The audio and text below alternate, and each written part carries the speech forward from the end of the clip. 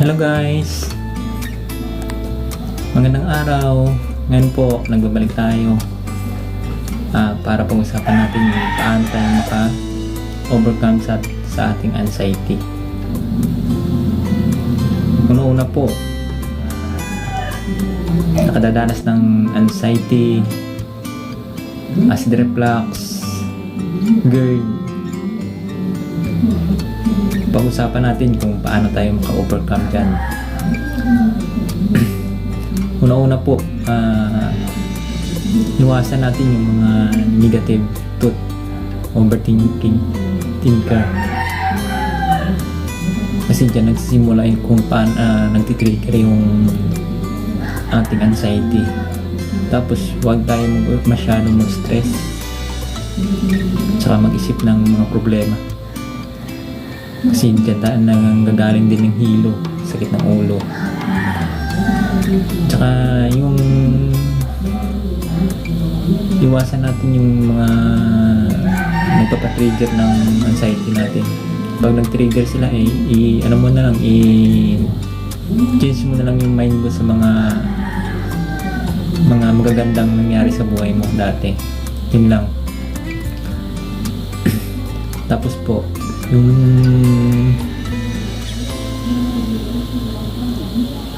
wag mo masyadong isipin pagka nag-trigger siya, kasi pag masyadong siyang iniisip, lalong mag-trigger yan, lalong sasama yung pakiramdam mo. Mahirap kasi pag nag-trigger naman yan, nagdire-diretso na yan. Kaya iwasan natin yung mag-isip ng mga negative. Isipin mo, baliwalain mo, huwag mong masyadong isipin na mahihilo ka, sasakit yung ulo mo, bablag yung mata mo, sasakit ang gilid mo. Kasi pag masyado natin inisip yan, mas lalo tayong multi-trigger sa anxiety. Kaya huwag mo masyadong dibdibin pagka may mga problema, stress, pabayaan mo muna. May mga problema, stress, pabayaan mo muna. Ipahinga mo yung utak mo. Isipin mo yung mga gandang nangyari sa buhay mo. Huwag mo yung mga negative, huwag mo masyadong isipin. Kasi pag may anxiety ka, lahat ng mga negative na nandyan Pag sinabi mo na takot ka lumabas, labas ka. Takot ka pumunta sa mga palengke, baka matumba ka. Subukan mo. Walang mangyayari sa yan. Basta baon ka lang ng tubig, yun lang talaga yung tubig, yun talaga yung ano mo dun. Or may pang-plus ka, mag-plus ka lang. Kasi pag isipin mo yan maghapon, walang mangyayari, pabalik-balik lang yung anxiety mo. Kasi wala naman talagang gamot yan, kundi yung sarili mo lang. Kasi pag araw-araw yung isip mo, yung anxiety mo, wala, hindi ka gagaling dyan. Ako dati, ganyan din nung una talaga na hindi ko pa alam. Araw-araw parang isip ko, baka masubsob ako, matumba ako. Pero nung nalaman ko na ganyan, wala na, hindi ko na iniisip yan. Pag sinabi na, yun talaga yung pinakamahirap, yung pag nahilo ka talaga, parang masusubsob ka. Pero noong una talaga, yun ang kinatatakutan ko, yung hilo. Wala naman, yung iba wala, hindi ko naman kasi alam ko sa ano lang yun sa GERD lang yun. Kaya hindi ko na iniisip yun. Nag-focus ako sa anxiety ko. Yung pag may negative akong naisip, crash out sa akin yan. Parang pag pumunta siya, wala, binabaliwala ko. Kasi minsan kasi nagpapansin kasi yan si anxiety, hindi mo alam kung kailan. Yun talaga yung ano doon. Minsan pusan lang darating, bigla pero wala, ikaw lalabanan mo lang yung yung takot mo, wala yan. Tsaka wala, Kasi pag inisip mo yun, lalo ka lang ma-stress. Kaya iwasan nyo yan, yung mga ganyan.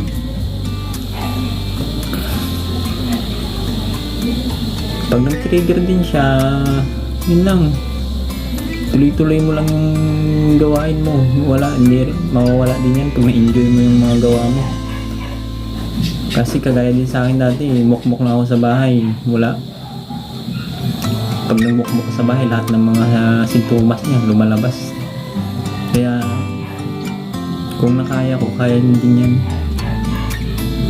Kaya,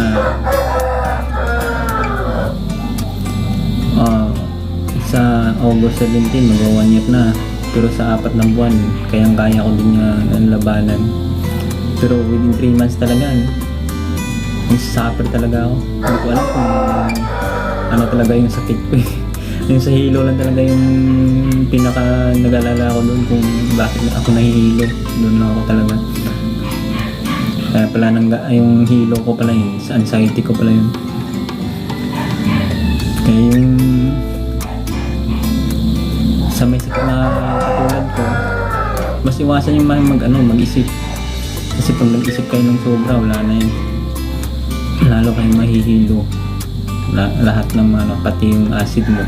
Kasi pag nag-triggering si anxiety, magpo-produce yung acid yung natin, yung tiyan natin, kaya umaakyat. Kaya mas marami tayong sintomas mga dyan. Nung una marami talaga akong sintomas. Ko siya, hindi ko na iniisip. Hindi na wala. Yung hilo, minsan mayroon pa din, pero wala, hindi ko na kailangan mo. Mas maganda doon yung magpa-araw ka tuwing umaga. Yung exercise ka, inhale, exhale. Yun, maganda yung gawin. At saka yung kailangan mo talaga yung mag-pray ka lang. Pray araw-araw. Talaga yung sandalan natin. Panalin. Yun ang pinakamalakas na natin. Ay yung mga acid na yan, wag mo masyadong dibdibin mo na yan. Kasi pag halimbawa, pag dinibdib mo kasi yung acid, yung anxiety mo, magti-trigger din yan. Kaya iwasan yung kaya iwas din kayo sa mga pagkain na bawal. Ako kagaya dati na hindi pa ako magaling. Parang hindi ko alam kung anong gagawin ko eh. Nagpapanik na ako nun. Pero nung nalaman ko na anxiety lang pala, labanan ko talaga. Kasi wala naman talagang tutulong sa'yo kundi sarili mo. Iwasan nyo lang yung mga magkwento kayo sa ibang tao na ganyan. Kasi pag nagkwento ka sa ibang tao na hindi naman nila dinanas ng ganyan, tatawanan ka lang yan. Ibang reaction na bibigay sa'yo. Mas lalo ka pang magti-trigger yan sa anxiety mo. Lalo na pag sinabi mo na nahihilo ka kasi may anxiety ka ganito. Yung kadalasan dyan na sagot, nahihilo ka kasi kulang ka siguro sa tulog, kulang sa panalig sa Diyos, hindi ka siguro nagsisimba. Yun. Yun talaga. Parang yung talaga spiritual na nila eh. Yun doon, mas lalo kang parang kasi pag tayo may anxiety, madali ito yung emotion natin, madaling parang mababa yung emotion natin. Yun. Kaya iwasan na yun dyan. Magkwento kayo sa mga masasayang tao. Kwento kayo ng mga kasi mahirap yan. Yung magkwento ko sa hindi nakaranas ng ganyan. Magti-trigger lang yung lalo kapag katawan, pagagalitan ka pa. Akala nila kung ano lang yung tinatawag na anxiety. Pero kung nakaya ko, kaya nyo yan. Tapos yung magkwento ka minsan sa mga kwento ka sa mga about, huwag ka matakot. Kasi Kasi yung may tao na may sakit na anxiety at matagal yung buhay daw eh. Kasi umiiwas lahat sa mga bawal.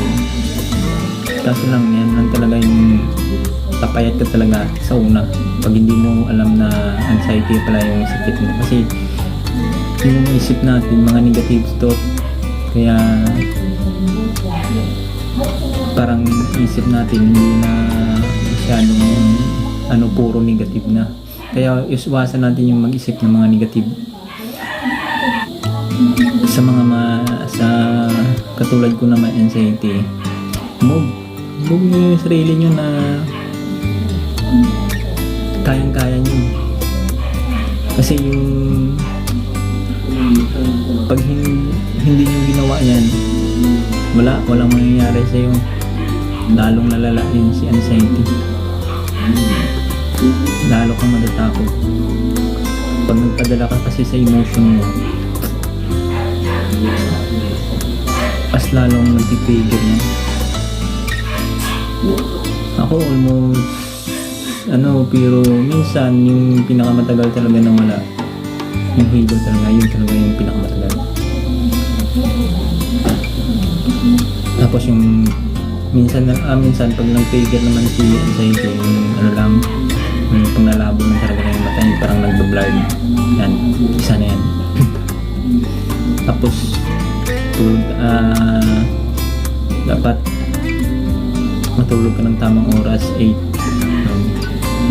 Ako minsan natutulog na ako alas 12. Kasi yung dati natutulog talaga ako ng mga 8. Kasagsagan pa ng anxiety ko, mga 2 months siguro wala akong nagtulog. Pero nung na-overcome ko na siya, na unti-unti ko ng 8. Tapos magigising ako niyan mga 5 exercise na ako niyan, takbo-takbo sa labas. Pagdating ng mga 6:30, 7, yan araw-araw na ako niyan. Tapos kakain ako konti, tapos ko kumain, trabaho sa may bahay, mga ganyan ako, kahit anong trabaho na para ma-enjoy mo yung sarili mo, kakalimutan mo yung mga iniisip mo, mga negative. Yun, hanggang unti-unting nawala. Pero minsan pag naman, yung hilo talaga yung pinakamatagal. Pero hindi ko alam kung bakit nawala lang eh. Hindi ko nga alam kung bigla lang nawala. Kasi hindi ko na iniisip yun. Kasi pagising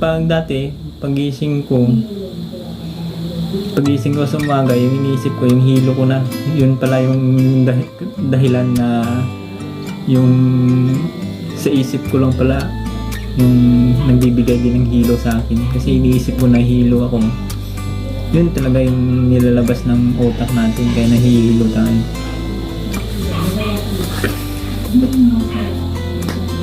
Kaya iwasan natin yung mga negative na yan. Sabihin mo takot ka lumabas kasi baka sampungin ka, takot kang pumunta ng kahit saan kasi baka sampungin ka. Tuloy mo lang, walang mangyayari yan. Baon ka lang ng tubig, yan lang talaga, tubig lang talaga. Yung sa akin rin home remedies ko, tubig lang. Pero pag clear naman lahat ng mga sinabi sa'yo na laboratory, anxiety, wala talaga yan. Kasi pag hindi mo tinulungan yung sarili mo, walang mangyayari yan na habang buhay ka talaga tatakutin ni anxiety. Tsaka yung habang buhay mo nilalasin yung acid reflux. Pag nawala kasi yung acid reflux mo, unti-unti rin mawawala yung anxiety mo. Pero pag nag-trigger naman yan sa pagkaisip mo, katulad stress ka, yun, babalik yan. Kaya usumasan natin yung stress. Yun ang talaga. Mahirap kasi pag may anxiety. Yung hindi nakadanas talaga, walang ano yan. Pero mas marami tayong may ganito. Kasi dalawa yung anxiety. May normal anxiety, yung stress lang. May anxiety disorder na talaga. Yun talaga yung pinaka malala. Kasi ako dati hindi ko pa alam kung paano ano yun, paano talaga i-overcome, paano matulungan yung sarili ko, anong gamot. Kaya yung tatanong ko dati sa doktor ko anong gamot sabihin nila punta ka ng psychiatrist. Yun talaga yung ano ko doon. Yun pala, imagination lang pala yung nagdudulot sa atin ng sakit. Yun talaga yung ano ko doon, na kailangan mo talaga i-force yung sarili mo na labanan talaga si anxiety. Kasi pag hindi ka lumaban, habang buhay ka tatakutin ng anxiety. Yun talaga yung ano doon. Kaya yung pag may ano sa'yo na mga negative thoughts, ako pag may nagsabi sa akin ganyan dati, aalis ako niyan. Kasi pag sinumpong ka, wala. Tapos yung unti-unti ko rin ano na laban, pray lang talaga yung ano doon. Malakas yung panalig mo sa Panginoon. Na yun, overcome ko din siya na malaya na din ako ng gumagawa, nagtatrabaho. Yun. Dati takot talaga ako yung ano, baka sumpungin ako ng hilo. Pero unti-unti rin ko rin na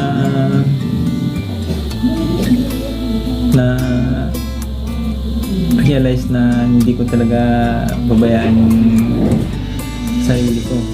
Huwag mo pa dahil sa takot. Yun talaga yung isang ano dyan. Kasi pag nagpadaig ka sa takot, walang mangyayari. Kaya sa mga may anxiety, yung nanonood ngayon, iwasan yung mag-isip ng mga negative thought. Para sa mga kailangan positive ko palagi, positive na wala kang sakit, positive ka na healthy ka. Yun talaga yung unang-una. Tapos kailangan kung may anxiety ka, mayroon kang knowledge. Kasi pag wala kang knowledge, pag wala kang alam kung anong anxiety, yun. Hanggang dito lang yung video ko. Sa susunod ng video po, pag-usapan naman natin yung anong magandang gawin na mawala yung takot natin.